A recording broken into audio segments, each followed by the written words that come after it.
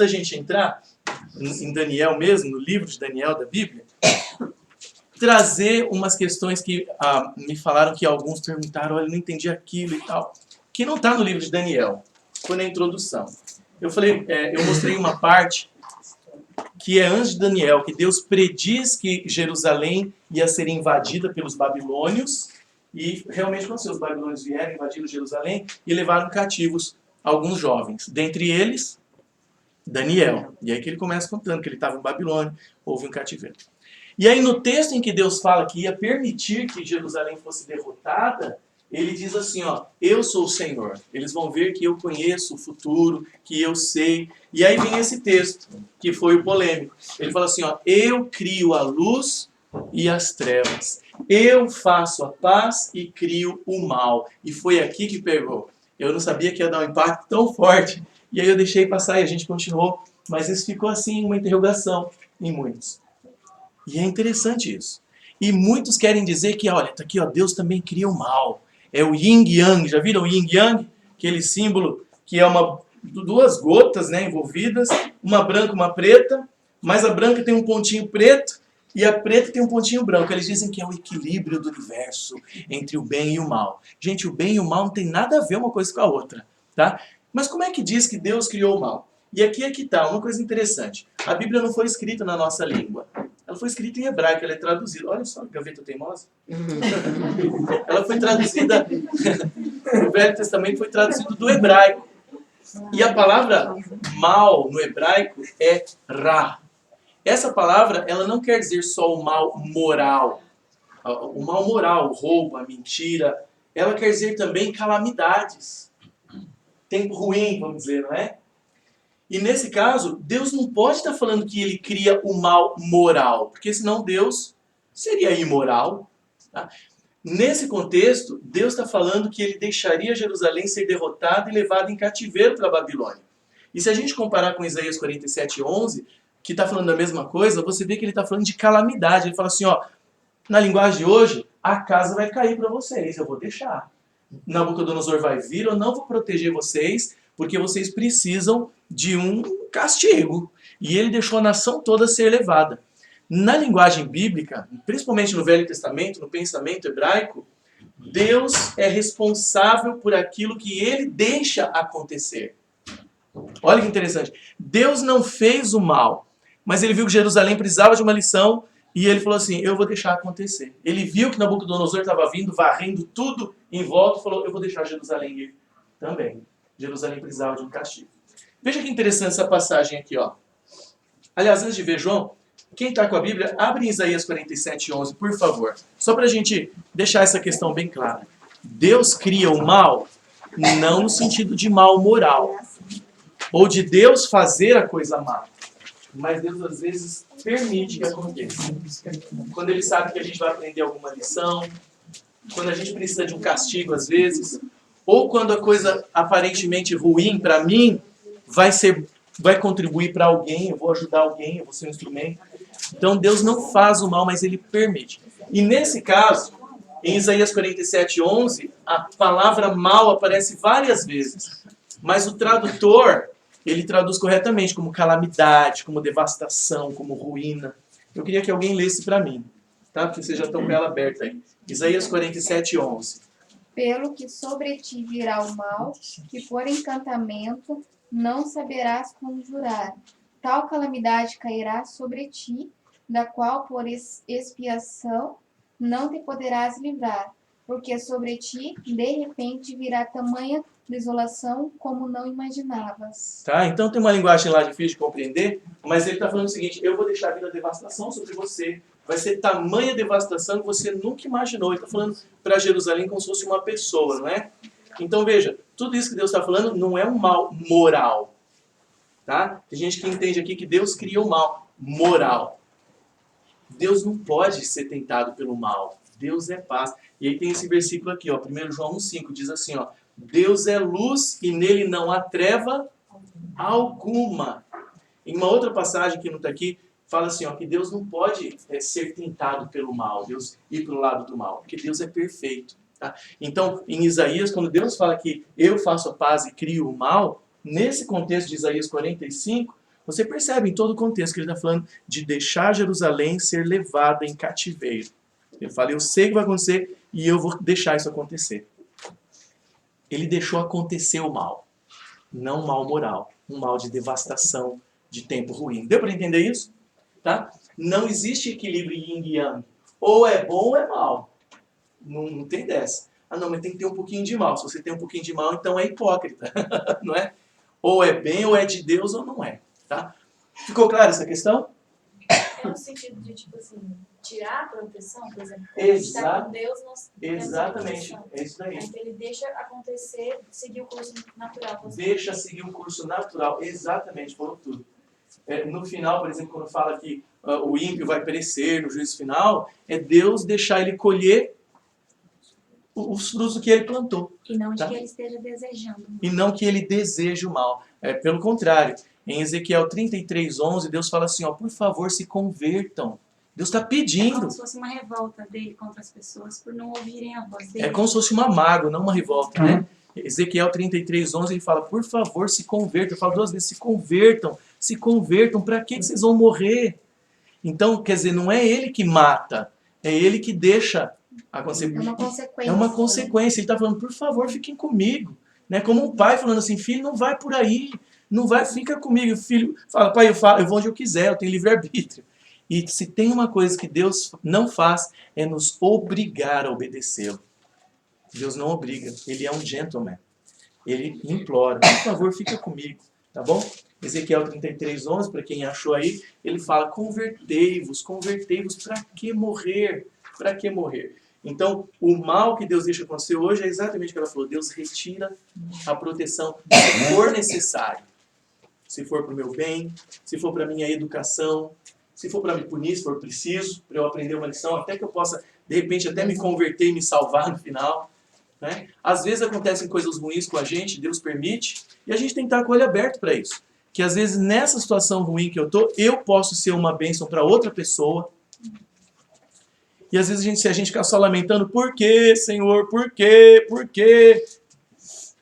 Seria melhor se a gente abrisse o olho e falasse, Senhor, me mostra como é que o Senhor pode me usar nesse tempo ruim aqui. Eu não estou gostando. Me mostra logo para eu resolver e sair logo dessa situação, Senhor.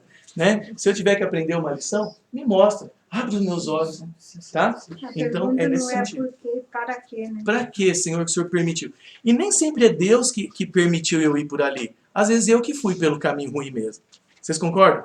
Às vezes eu escolhi a coisa ruim e eu estou colhendo consciência do que eu plantei. Por que, Senhor, se fez isso? Deus, eu não, foi você que fez.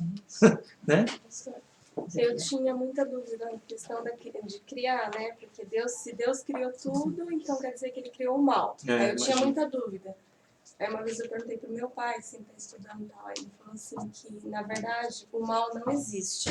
Existe a ausência de Deus. Esse é um argumento mais filosófico, Quando, né? É bonitinho, Deus, é interessante. Se a pessoa não tem Deus, o que tem?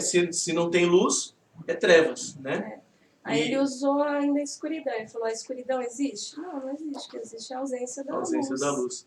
É bem filosófico, bem bonito isso, né? Então o mal é realmente a ausência de Deus. E aí entra um outro assunto que também ficou assim, que eu senti que alguns caras assim, né? E eu pensei, eu vou começar esclarecendo esse assunto também. Quando eu falei que o mundo não está sob a direção de Deus. É assustador falar isso, né? Como assim o mundo não está sob a direção de Deus? E não está. E eu quero mostrar uns versículos bíblicos para vocês. É assustador isso. E é por isso que Jesus veio e morreu no nosso lugar, para implantar o reino dele no nosso coração de novo e depois consertar o mundo. Olha só as passagens. Olha essa passagem aqui. Tem duas aqui, ó. João 12:31. Quando Jesus estava para morrer, quando ele estava para ser pego, ele sabia que ele ia morrer e Satanás ia estar condenado por isso. E ele, olha como ele se refere a Satanás. Chegou o momento de ser julgado este mundo e agora o seu príncipe do mundo, será expulso. Ele chama Satanás de príncipe do mundo, gente. Então, o mundo não está sob a direção de Deus. Foi Deus quem fez. É Deus quem permite que ele continue girando, bonitinho, em torno do sol, às 24 horas. Mas se o mundo tivesse sob a direção de Deus, não ia ter as coisas que tem hoje. Não ia ter cadeia superlotada. A cadeia hoje que fugiram os 20 presos, vocês sabem que ela tem capacidade para 12 pessoas, ela tinha 80? Por Porque não dá mais para prender tanta gente, o mundo não está sob a direção de Deus.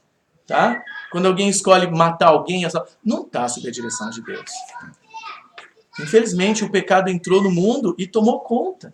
A gente precisa de Deus dominar o nosso coração e no nosso coração transformar a gente. E aí vai brilhando no mundo, está muito feio, está escuro.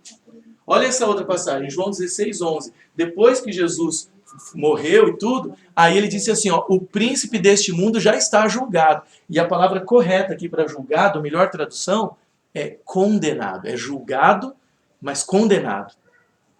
Só que ele ainda está atuando, né? É igual quando alguém tem um mandado de prisão, mas ele ainda está solto, né? Ele já está condenado, vai ser preso.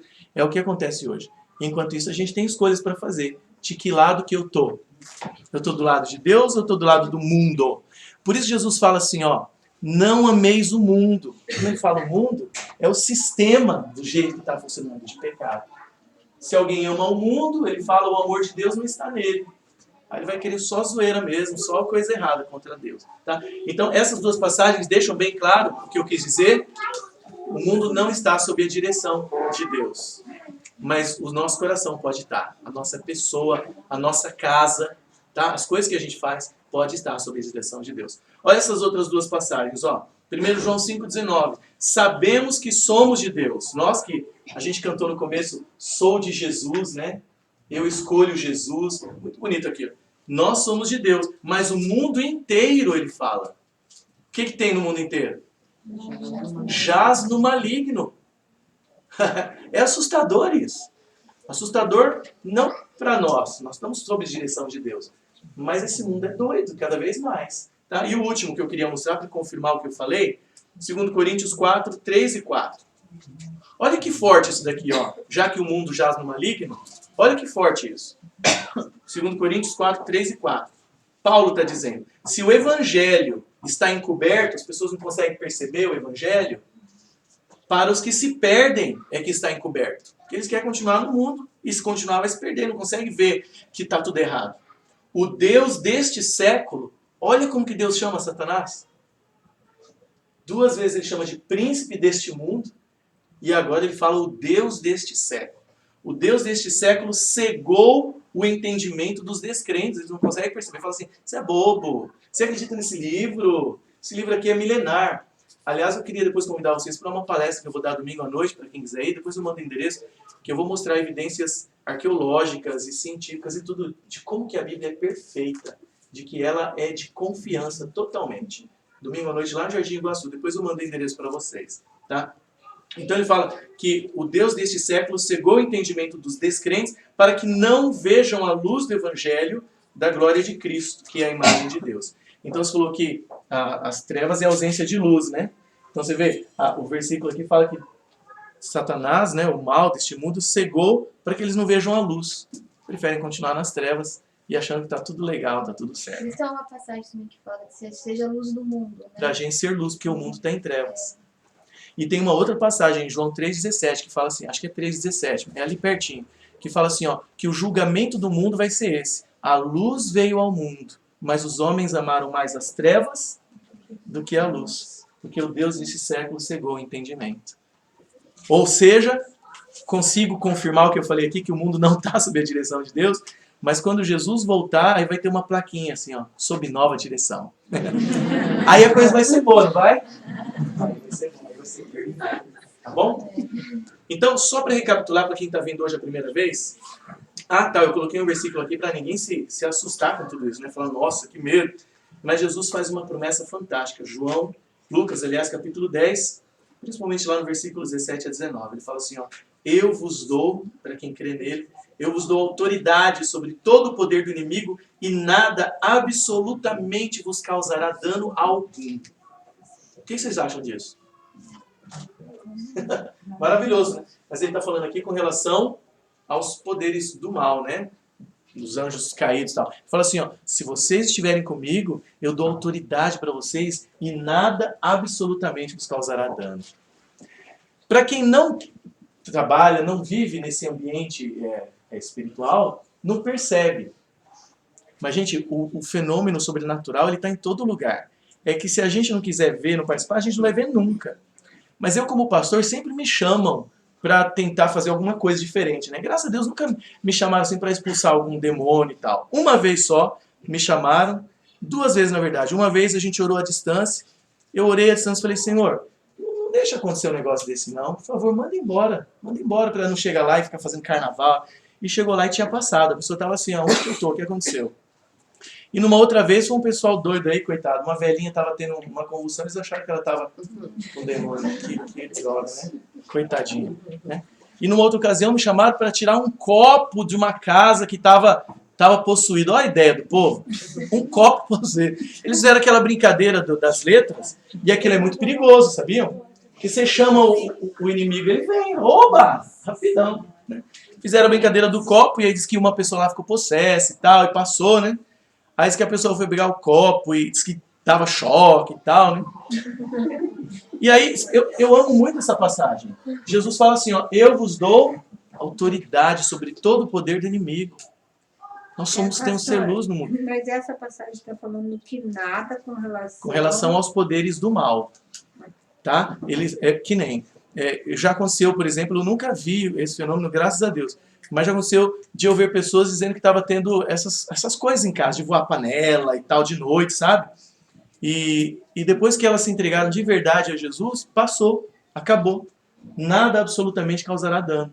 Pastor, Então, é nisso daí, tá? Lucas 10, 1, eu olhei aqui não... É que, na verdade, eu quis dar todo o contexto. Em Lucas 10, 1, Jesus enviou 70 discípulos para pregar o evangelho, e aí eles voltaram no verso 17. É que eu quis dar o contexto todo. No verso 17, eles voltam impressionados, falando, Senhor, pelo teu nome até os demônios obedecem, a gente vai embora, né? Aí Jesus fala o contexto. Eu vos dei autoridade, poder sobre toda a força do mal. No tempo que Jesus veio, antes dele vir, os demônios abusavam das pessoas. Não tinha nenhum poder para expulsar eles. Quando Jesus veio, ele quebrou isso. Só no nome dele, em nome de Jesus. E aí os discípulos ficaram impressionados. Senhor, no teu nome até... Ele falou, pois é, eu vi o diabo caindo do céu, ele está derrotado. E eu dei autoridade para vocês. E nada do mal pode alcançar vocês. Então, com isso, gente, esses versículos que eu quis trazer hoje é para mostrar para vocês o que eu tinha mencionado a semana passada, que eu vi que alguns estranharam, quando eu falei que o mundo está sob o mal. Mas, graças a Deus, Jesus veio e quebrou esse poder do mal sobre nós. Vocês acreditam nisso? Ele quebrou. Então, a gente ora antes, pede, Senhor, esteja comigo. E não tem terror. Tem bandido, tem ladrão, tem enganador, né?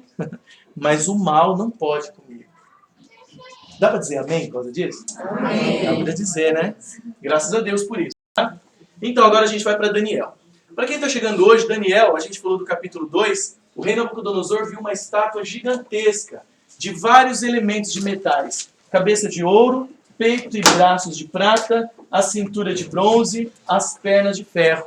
E o rei não sabia o que queria dizer isso, e ele chamou os magos do reino, e Daniel era considerado um, porque ele passou pela escolinha lá de 3 anos de Nabucodonosor, né? Passou com boa nota. E aí só Daniel pôde interpretar o sonho do rei. Vocês se lembram da interpretação? Aí depois ele disse que veio uma pedra e destruiu tudo, né? E aí a pedra cresceu, virou um monte que encheu toda a terra, e a terra foi uma maravilha. Vocês se lembram das partes, o que quer dizer? Daniel falou que aquilo era a história do mundo. Ele foi descrevendo o sonho para o rei, ele foi lembrando o rei do sonho, né? E ele falou para o rei assim, rei, isso aqui Deus está mostrando a história do mundo. Só que em vez de ser numa linha assim, né? É numa estátua, numa linha de assim, da cabeça aos pés. E o Senhor é a cabeça, ele fala, que foi Babilônia. Do ano 605 ao ano 539, Babilônia foi o império mundial poderoso. E Daniel fala assim, só que rei, o seu reino vai acabar um dia. E assim como a prata é inferior ao ouro, vai vir um reino inferior ao teu, mas o teu reino vai acabar e vai vir outro. Vocês lembram qual que era? Medo-Pérsia, muito bem. E você vê que são 2 reinos, né? Era Medo, Média e a Pérsia. Aí depois a Pérsia dominou mais. Talvez por isso que represente 2 braços aí, né? Medo, Pérsia. E aí depois ele falou assim, ó, e assim como o bronze, que era a parte da cintura, é um metal inferior à prata, vai vir ainda um outro reino inferior ao anterior, né? A Grécia inferior, mas que vai dominar o mundo. Então vai passar o teu reino, vai passar outro reino, vai vir a Grécia, que foi do ano 331 de Alexandre o Grande, até 168, e ele fala, e depois vai vir um outro terrível, duro, igual o ferro, que quebra tudo, esmaga tudo, e essa é Roma. Roma trucidou, triturou, matou. No tempo de Jesus, Jesus foi morto sob o Império Romano, os judeus, Jerusalém foi destruída no ano 70, e eles mataram quase 1 milhão de pessoas ali em Jerusalém. Tá? E depois vem os pés, de barro e ferro. E Daniel fala que ali depois não ia ter um império e os reinos não iam conseguir se unir mais e é a Europa dividida. E ele fala que nesse tempo, tá ali ó, a Europa dividida, pés de ferro e barro. Ele fala assim, ó, assim como o ferro e o barro não se ligam, assim também esse reino não vai conseguir se unir nunca. E você vê que a Europa tenta se unir, não é? Aí inventaram o euro, uma moeda só, mas já quebrou. A Europa, esses dias, a Inglaterra falou, tô fora desse negócio, não quero mais, né? A França já está falando em sair também, e por aí vai. Então, Daniel fala assim, ó, e nos dias destes reis, ele chama de reis, né, os governos, dá uma pedra do céu. E aqui os 10 dedos dos pés da Europa eram os 10 reinos que ela começou. Os francos, que virou a França, os visigodos, e por aí vai. Tá? Então Deus previu o destino do mundo antes de acontecer tudo. Não é maravilhoso isso? Daniel escreveu seu livro no ano 600, mais ou menos 665, e aconteceu tudo depois. Fantástico, né? E a pedra que vem do céu, vocês lembram o que é? Jesus. É a volta de Jesus. E a gente viu isso na Bíblia, os versículos que identificam Deus como a rocha. Ele fala assim, ó, nos dias dos reis divididos, que é a Europa, é os nossos dias até hoje, vai vir uma pedra do céu, do sonho, né? Essa pedra acertou a estátua bem nos pés, e aí ela cresceu, virou um monte maravilhoso, uma floresta com animais, com gente, é o assim. Ele falou assim, ó, isso é o reino de Deus que vai vir no final. E como que a gente sabe que é o reino de Deus? E tem várias passagens da Bíblia que a gente viu a semana passada, várias, aqui é só alguns versos que eu coloquei, que comparam Deus com uma rocha firme, segura, né? Então essa rocha que vem do céu é um símbolo da própria volta de Jesus. Ele diz que é um reino que não vai passar nunca. Passou a Babilônia, passou a Medo-Pérsia, passou a Grécia, passou a Roma, nós estamos agora nesse período da Europa dividida, e vai passar também, e aí ele diz que aí vem um reino que não passará nunca. Nabucodonosor premiou Daniel, tornou ele primeiro-ministro, um monte de coisa interessante. Só queria ver com vocês rapidamente como que isso é importante. A volta de Jesus é a maior promessa da Bíblia. Porque se Jesus não volta, a gente continua com o mundo sob direção do mal para sempre. Tá? Então a grande promessa que Jesus faz é dele voltar um dia para voltar a tomar a direção do mundo. Por enquanto ele tem a direção do nosso coração, dos cristãos. Tá bom? E tem até um versículo bonito em Lucas 17, 21, em que Jesus fala assim, ó, o reino de Deus está entre vós, os cristãos. Não está no mundo o reino de Deus. Está na gente, no nosso trato, no nosso coração. Lucas 17, 21. O reino de Deus está entre vós. Tá? Então, quando Jesus voltar, aí sim a gente vai estar no reino de Deus bonitinho. Então, eu quero mostrar alguns versículos para vocês. Tá? Daniel 3 é mais simples e a gente entra para valer em Daniel 3. Ó. Apocalipse 21, 1 e 2. Diz assim, ó. O profeta João viu um novo céu e uma nova terra. Porque já se foram o primeiro céu e a primeira terra e o mar já não existe. E vi a santa cidade, a nova Jerusalém, que descia do céu, da parte de Deus. Tito, capítulo 2, versículo 13, é uma outra passagem. Ele chama a volta de Jesus de bem-aventurada esperança. Olha que bonito. Ele diz que nós temos que estar aguardando a bem-aventurada esperança e o aparecimento da glória do grande Deus e de nosso Senhor Jesus Cristo. Paulo, quando estava prestes a morrer, ele também mostrou a esperança da volta de Jesus, que ia ressuscitar ele, que ia dar a coroa para ele. Olha o que Paulo fala antes de morrer, em 2 Timóteo. Depois eu mando esses versículos para vocês também, no grupo. Combati o bom combate, ele fala, acabei a carreira e guardei a fé. Desde agora a coroa da justiça me está guardada, a qual o Senhor, justo juiz, me dará quando? né? Ele não pensou que ia morrer e já ia para o céu ganhar a coroa. Ele sabia que ia na volta de Jesus. Ele fala, qual o Senhor me dará naquele dia. E não somente a mim, mas também a todos os que amam a sua vinda. É lá que a gente vai ganhar a coroa, quando Jesus voltar. Coroa de príncipes aí e de princesas no reino em que Deus é o rei e é o pai. Tá bom? A volta de Jesus é muito importante. E, gente, a Bíblia é o nosso único guia seguro. Já viram gente falando assim, não, mas Jesus já pode ter voltado no mendigo. Já viram isso? Aquele mendigo que pediu dinheiro para você e você não deu? Foi Jesus que você não deu. Gente, que história é essa? Tá? Jesus pode voltar num cachorro. Olha que absurdo. Eu já ouvi isso. Não, se Jesus voltar de novo, matam ele de novo, né? Ou então, podem inventar 1 milhão de coisas. A nossa segurança é a Bíblia. Imagina um dia sair no Jornal Nacional, ele falando assim, ó, Jesus Cristo voltou. Ele está lá, não sei aonde, no Afeganistão, está curando as pessoas. Olha o que a Bíblia diz, cuidado.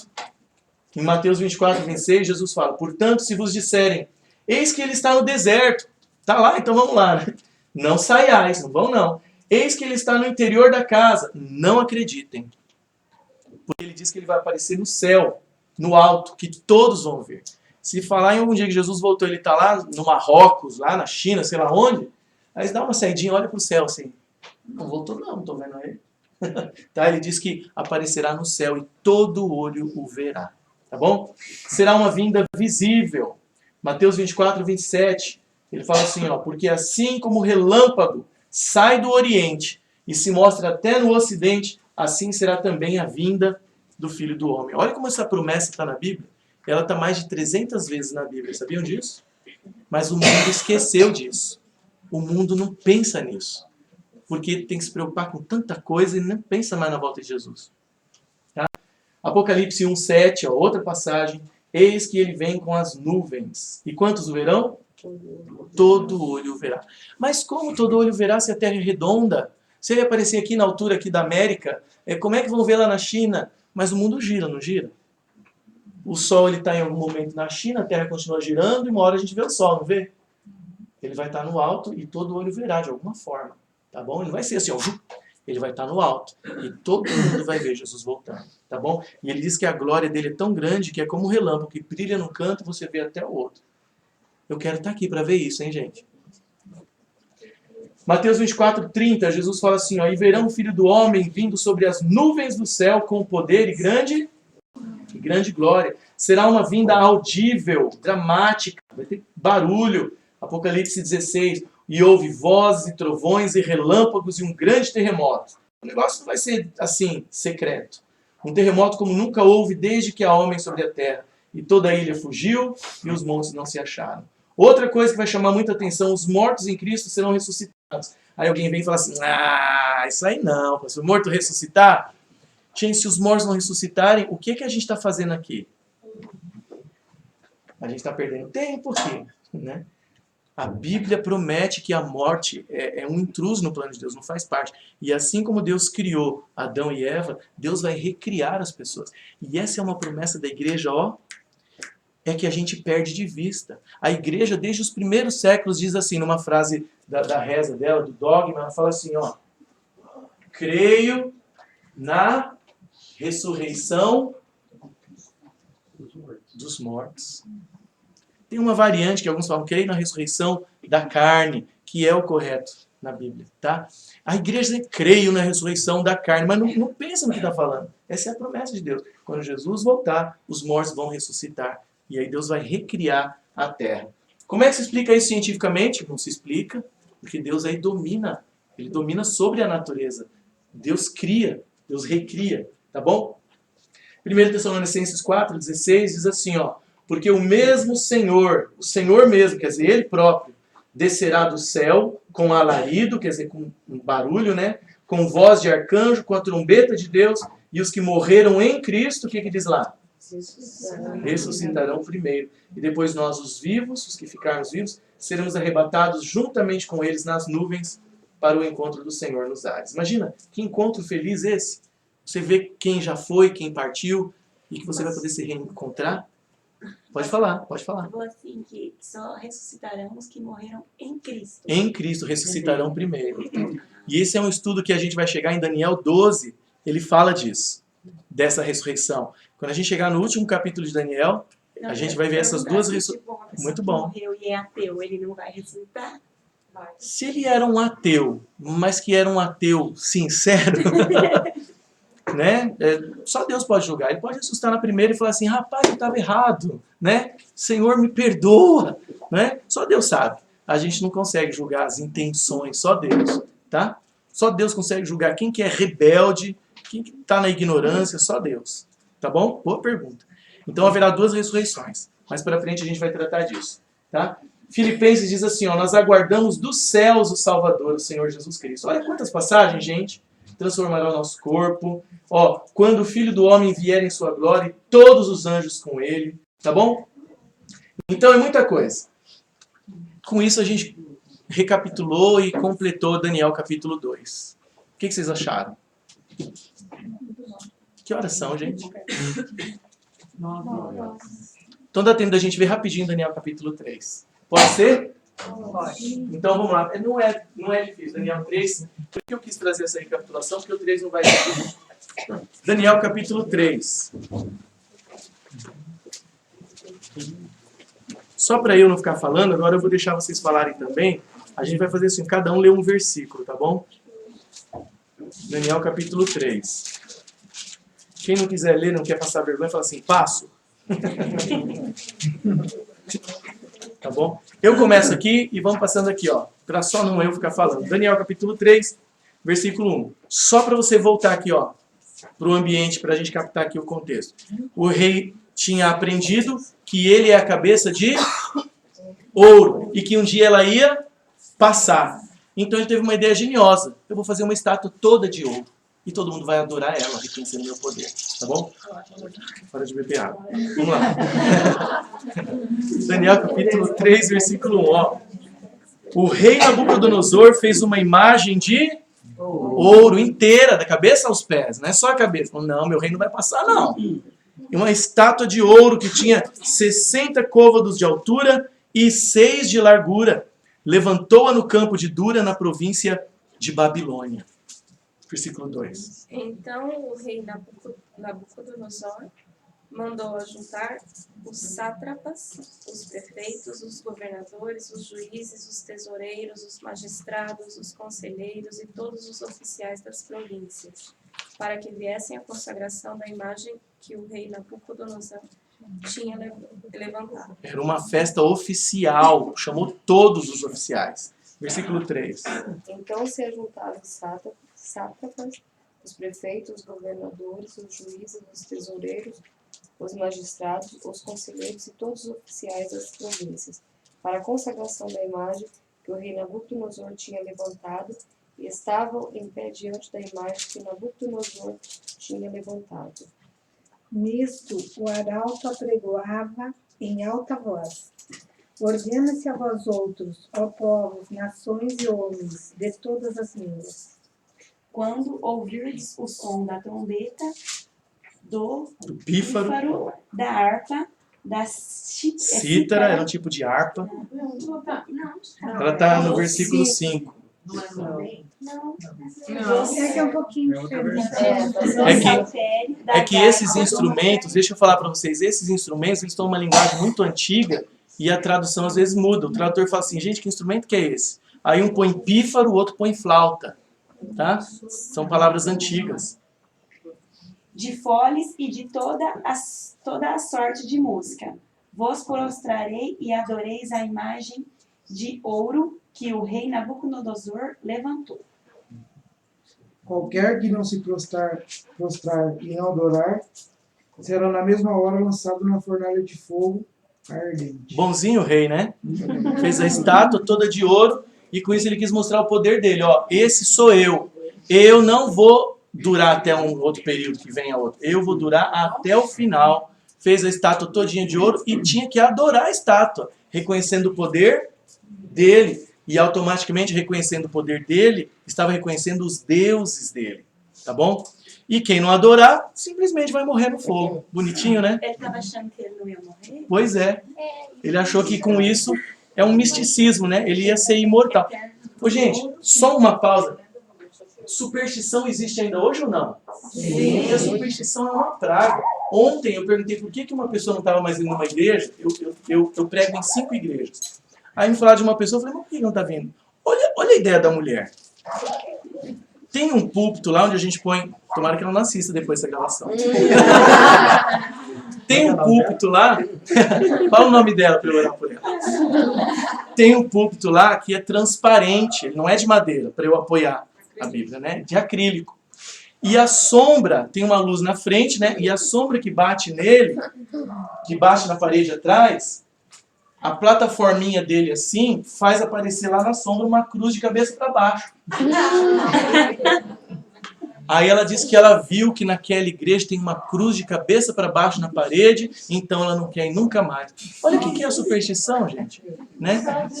Deus, quando a gente lê a Bíblia, a gente não é supersticioso. A gente crê na Bíblia, mas a gente tem o pé no chão, bem firmado. A fé bíblica ela é lógica, ela é racional.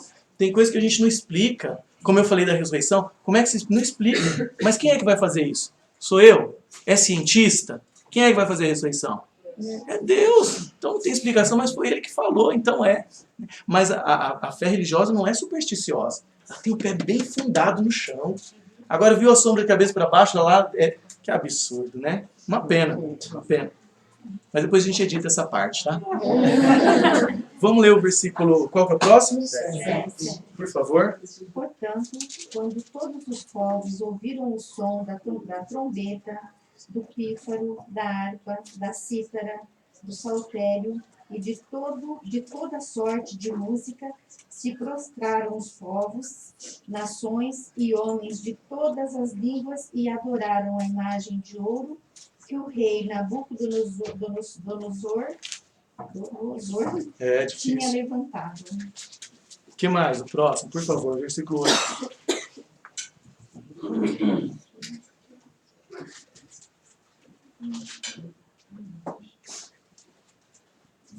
Ora, no mesmo instante, se chegaram alguns homens caldeus e acusaram os judeus. Caldeus quer dizer babilônios também, tá? E disseram ao rei... Esse é bem curtinho, né? E disseram ao rei Nabucodonosor, ó rei, vive eternamente. O que diz o 10?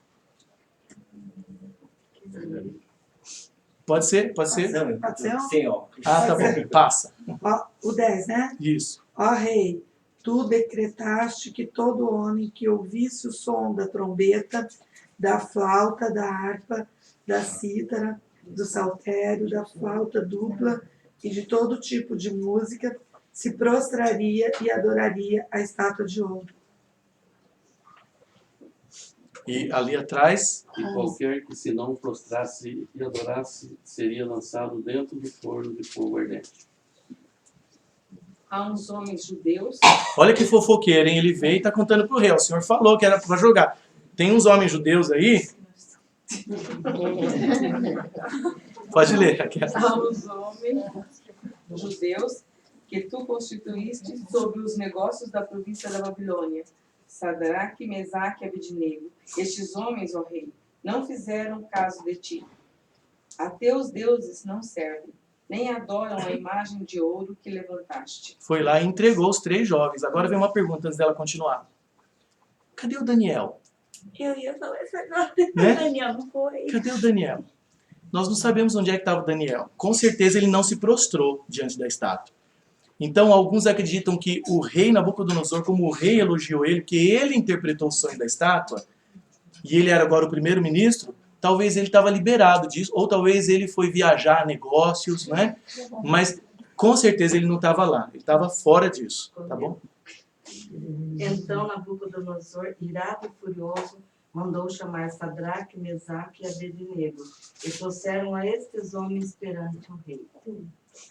Nabucodonosor lhes disse, é verdade, Sadraque, Mesaque e Abednego, que vocês não prestam culto aos meus deuses, nem adoram a imagem de ouro que mandei erguer? Pois agora, quando vocês ouvirem o som da trombeta, do pífaro, da cítara, da harpa, do saltério, da flauta dupla e de toda espécie de música, se vocês se dispuserem a prostrar-se em terra e a adorar a imagem que fiz, será melhor para vocês. Mas se não a adorarem, serão imediatamente atirados numa fornalha em chamas. E que Deus poderá livrá-los das minhas mãos? Olha só que desafio, hein? Ele sabia que o Deus deles foi poderoso, interpretou o sonho dele, mas não é maior que os meus, né? Qual Deus? Eu sei que o Senhor ajudou a interpretar, mas nenhum Deus pode livrar ele, no caso. Né? Aí o próximo, verso 16. Passa. Responderam Sadraque, Mesaque e Abednego, e disseram ao rei Nabucodonosor: não necessitamos de te responder sobre este negócio.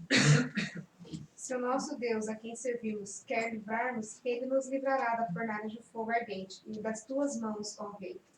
Se não fique sabendo, ó rei, que não serviremos a teus deuses, nem adoraremos a imagem de ouro que levantaste. Só uma pausa aí. Olha que interessante. Eles não sabiam se Deus ia livrar eles. Perceba que no versículo 17 a palavra é se, a primeira palavra. Se o nosso Deus, a quem servimos, quiser nos livrar, mas se não, verso 18, se não, a gente morre. Então eles estavam dispostos a morrer, mas não adorar, se prostrar. Porque, gente, fala a verdade. A gente podia pensar assim, ó, eu vou só me prostrar, mas não vou adorar. Vou fazer figuinha aqui atrás. Não está vendo, né? Mas não, nem fingindo. Não vamos. Interessante, né? Eles queriam mostrar a fidelidade total. Tá? Eu ia fazer figuinha se fosse eu. Mas talvez não ia valer, não sei. Né? Tá? É que eles estavam com Deus de qualquer forma. De qualquer forma, não queria nem fingir que estava. Nós devemos, às vezes, nos esforçar. Demais, né? Demais. Na hora da adversidade. Quando apertar. Né? Tá lá no fundo ainda, o próximo? Qual que era? 16? Não. 19. Então Nabucodonosor se encheu de fúria e, transtornado o aspecto de seu rosto contra Sadraque, Mesaque e Abednego, ordenou que se acendesse a fornalha 7 vezes mais do que se costumava. Ou seja, ele queria que o negócio pegasse fogo para valer mesmo, ele ficou com raiva. E outra, talvez aí ele ficou com insegurança. Será que o Deus deles pode livrar? Então vamos quentar para valer 7 vezes. Taca fogo ali, não é? Próximo. Ordenou aos homens mais poderosos que estavam no seu exército Atassem, quer dizer, que amarrassem. atassem a Sadraque, Mesaque e Abednego e os lançassem na fornalha de fogo ardente. Aí já terminou lá no fundo. Passa para cá aqui agora, pro sofá. Então estes homens foram atados com os seus mantos, suas túnicas e chapéus, e suas outras roupas, e foram lançados na fornalha sobre a maneira acesa. Porque a palavra do rei era urgente, e a fornalha estava sobremaneira acesa. As chamas do fogo mataram os homens que lançaram de cima para dentro a Sadraque, Mesaque e Abednego. 23. Estes 3 homens, Sadraque, Mesaque e Abednego, caíram atados dentro da fornalha sobremaneira acesa. E aí vem a surpresa do rei, hein? Verso 24. Então o rei Nabucodonosor se espantou e se levantou depressa e disse aos seus conselheiros: não lançamos nós 3 homens atados dentro do fogo? Responderam ao rei: é verdade, ó rei. Só um pouquinho antes de ler o 25, uma pergunta aqui. No 22, porque a palavra do rei era urgente, a fornalha estava sobremaneira quente, e a chama do fogo matou os homens que levaram. Então, ou seja, os homens que jogaram lá dentro morreram. De tão quente que estava. Só de chegar perto, eles já morreram. De chegar na boca do forno, eles não suportaram o calor, até jogar os meninos lá e morreram do calor. E vejam um detalhe interessante. Ele pegou homens fortes para jogar eles. Será que também é porque ele estava desconfiando? Vai que o Deus deles consegue livrar. Então ele pegou os homens mais fortes ali para jogar eles. E os homens morreram. E tem gente que fala assim, gente, isso não acontece. Claro que não. A gente está falando de um fenômeno, de um milagre que aconteceu. Isso não acontece normalmente. E eles podiam ter morrido queimados, como tantos cristãos morreram queimados como mártires. Tá? Mas nesse caso Deus tinha que mostrar um poder ali especial para Nabucodonosor. Deus tinha um propósito ali. Qual que é o verso agora? 25. Vamos lá? Tornou ele e disse: Eu, porém, vejo 4 homens soltos, que andam passeando dentro do fogo, sem nenhum dano. E o aspecto do quarto é semelhante a um filho dos deuses. Filho dos deuses, porque ele ainda não conhecia Deus, né? Mas os deuses. E ele viu que aquele quarto elemento andando junto era muito diferente, era divino. Então falou, é filho dos deuses. 26. Então se chegou Nabucodonosor à porta da fornalha sobremaneira acesa, falou e disse: Sadraque, Mesaque e Abednego, servos de Deus, do Deus Altíssimo, sai e vinde. Então Sadraque, Mesaque e Abednego saíram do meio do fogo. Os sábados, os preferidos, os prefeitos, né? Prefeitos. Os governadores e os conselheiros do rei rei se juntaram em torno deles e comprovaram que o fogo não tinha ferido o corpo deles. Nem um só fio de cabelo tinha sido chamuscado. E os seus mantos não estavam queimados e não havia cheiro de fogo. Nem o cheiro do fogo. Eu gosto de às vezes, estar com os desbravadores, são tipos de escoteiros, e eles gostam de fazer o fogo do conselho, né? Eles acendem um fogo bem grande, gostam de ouvir uma história igual do fogo, antes de dormir nas barracas. E se tem uma coisa que eu detesto nisso daí, é o cheiro da fumaça na roupa. Não sai, não é? Nesse caso, diz que não ficou nem o cheiro. E eles não ficaram perto do fogo. Eles ficaram dentro. Um milagre, né? Não tostou nem o cabelo. Demais, não é? Para mostrar que o Deus nosso é maior do que todos. Vamos lá? 28. O rei gritou: Que o Deus de Sadraque, Mesaque e Abednego seja louvado. Ele enviou o seu anjo e salvou os seus servos, que confiam nele. Eles não cumpriram a minha ordem, pelo contrário, escolheram morrer em vez de se ajoelhar e adorar um Deus que não era Deus. Nossa. 29. Quem está com a Bíblia aberta, na sequência. Você pode ler para a gente 29? Portanto, faço um decreto pelo qual todo povo, nação e língua que disser blasfêmia contra o Deus de Sadraque, Mesaque e Abednego seja despedaçado. Ele tinha que se converter direito, né? E as suas casas serão feitas em monturo, porque não há outro Deus que possa livrar como este. E por último, você pode ler para a gente o 30. Então o rei fez prosperar a Sadraque, Mesaque e Abednego na província da Babilônia. Muito obrigado. Claro que o rei tinha muito que aprender ainda, né? Então ele percebeu que o nosso Deus, o Criador, é maior, só que ele ainda queria forçar ainda, né? Ó, e quem não respeitar esse Deus, eu mato agora.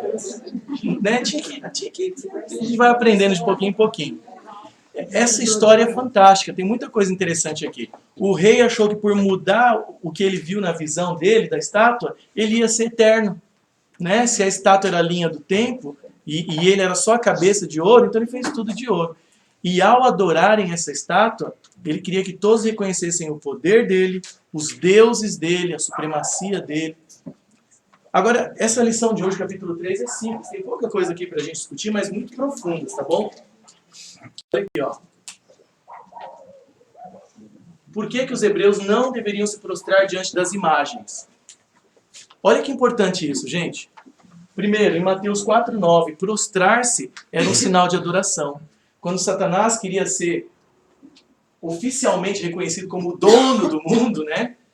Porque Jesus fala que ele é o príncipe, quer dizer, ele usurpou o mundo, não é dele, mas ele queria que Jesus se ajoelhasse para ele. Só esse ato, Jesus ali com fome e tal, só esse ato de Jesus se ajoelhar para ele, ele ia falar: me adorou, me adorou. Vocês estão vendo aí, anjos? O comandante do céu veio aqui e me adorou. Eu sou o dono desse lugar aqui. Tá? Então, Jesus não se prostrou. Jesus falou: não, somente diante de Deus a gente pode se prostrar. Então, os judeus tinham isso bem claro. Bem claro. E é o segundo mandamento dos 10, gente. A Idade Média alterou os 10 mandamentos, né, ao longo dos tempos. E hoje é ensinado errado. Mas você abrir a sua Bíblia, qualquer Bíblia, edição Ave Maria, qualquer Bíblia. Se você abrir lá em Êxodo, capítulo 20, estão os 10 mandamentos. E o segundo mandamento fala assim, ó: não faça imagem para se prostrar diante dela. Não faça. Deus é claro, eu não quero que faça. Mesmo de Jesus. Sabe por quê? Porque a gente tem uma visão rebaixada de Deus quando a gente faz isso. Que a gente pode pegar e pôr no bolso, né? E carregar. Não, mas é só a imagem dele. mas a gente rebaixa. A nossa psicologia é muito forte, gente. Um dia umas pessoas pediram para desenhar uns anjinhos na classe das crianças lá, mas os anjinhos ficaram tão feio, que uma pessoa falou assim, gente, não pode fazer isso para as crianças. Por quê? Porque eles têm uma ideia rebaixada dos anjos. Os anjos se tornam caricaturas para eles, que talvez nem existam, que ficou tão feio. Então, ao olhar uma imagem, a gente toma uma média da realidade pela imagem. Mesmo que a gente fale, não, mas eu não estou com Deus aqui, é uma imagem dele. Eu rebaixo Deus, porque eu posso pegar ele, pôr no bolso, pintar de outra cor, colocar... Então, talvez, estou falando talvez, foi pelo fator psicológico que Deus proibiu a gente fazer imagem. Está nos 10 mandamentos, em qualquer Bíblia a gente pode ver. Então, por isso que os jovens hebreus não se prostraram diante também da estátua. Outro, nem mesmo os anjos aceitam ser adorados. Sabiam disso? Nós só podemos orar para Deus. Vamos ver essa passagem na Bíblia? A gente está terminando, é só essa, depois a de Atos ali. Depois a gente vai ouvir mais uma música do trio e vamos orar pedindo para Deus aplicar tudo isso que a gente aprendeu no nosso coração. Apocalipse é o último livro da Bíblia, é o que a gente aprende com a lição de Daniel 3. Por que é que eles não se prostraram para a estátua? Porque não é a vontade de Deus. E hoje também não é ainda. Ah, mas são seres superiores. Mas eu quero mostrar para vocês que nem os anjos aceitam veneração de humanos. Eles falam, não faça isso não, rapaz. É para Deus. Quer ver? Apocalipse 19, 10. E, gente, eu quero dizer aqui, de todo o meu coração, que nós respeitamos todas as pessoas que acreditam em vários tipos de fé, de obediência, de submissão a Deus. Mas aqui a gente está estudando o que o texto diz, o que a Bíblia diz, com todo respeito a todos os tipos de crenças, tá bom? Apocalipse 19, 10 diz assim, ó, o anjo, João falando que quando viu o anjo ele quis adorá-lo. Apocalipse 19, 10, ele diz assim, ó, prostrei-me ante os seus pés para adorá-lo, o anjo. Ele, porém, me disse, vê, não faças isso, sou conservo teu. Esse com quer dizer junto, né? Eu sou um servo junto com você e dos teus irmãos que mantêm o testemunho de Jesus. Adore a Deus. Veja, um ser superior, sobre-humano, não aceita adoração. Rapaz, não faz isso não. Adora a Deus. Eu sou servo de Deus junto com você. Outra passagem, mesmo assim, João não resistiu. E lá no capítulo 22, ele disse, ainda bem que ele falou a verdade, né? João era transparente. Eu não teria coragem de falar que eu acabei adorando o anjo. Mas ele fala, Apocalipse 22, 8 e 9, ele não resistiu de ver o brilho do anjo, ele foi e quis adorar o anjo de novo, gente. Apocalipse 22, 8 e 9. Eu, João, diz o apóstolo, eu sou quem ouviu e viu estas coisas. E quando as ouvi e vi, prostrei-me ante os pés do anjo que me mostrou essas coisas para adorá-lo. Então ele me disse, de novo, o anjo era paciente, vê, não faças isso.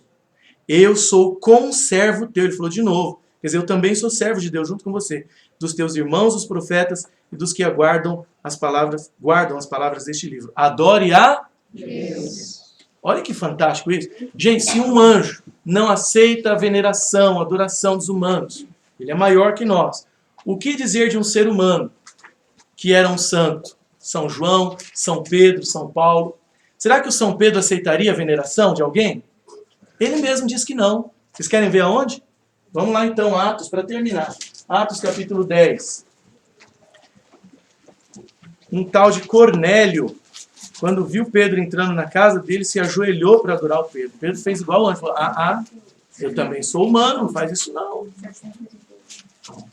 Atos 10, versículos 25 a 26.